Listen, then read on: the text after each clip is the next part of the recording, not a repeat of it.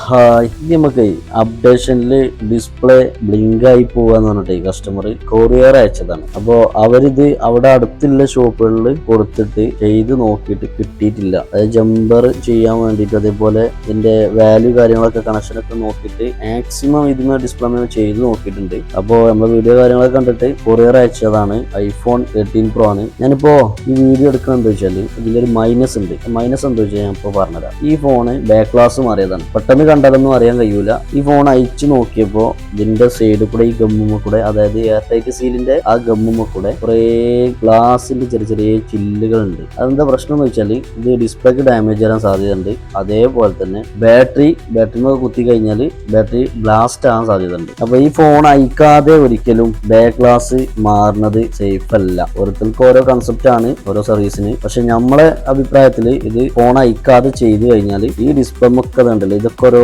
ചില്ലിന്റെ പൊട്ടുകളാണ്. Battery ഒക്കെ എന്തായാലും ഒരു ജസ്റ്റ് ഒരു ചെറിയൊരു ഇത് തട്ടിയാൽ മതിയാവും ബ്ലാസ്റ്റ് ആവാൻ. പിന്നെ ഫോൺ മൊത്തം ഡെഡ് ആയി പോകും. അപ്പോൾ ബാക്ക് ഗ്ലാസ് ഒക്കെ മാറുമ്പോൾ ഫോൺ അയച്ചുകൊണ്ട് ഒക്കെ ക്ലിയർ ആക്കി ചെയ്യാൻ പറയാം. Okay, by.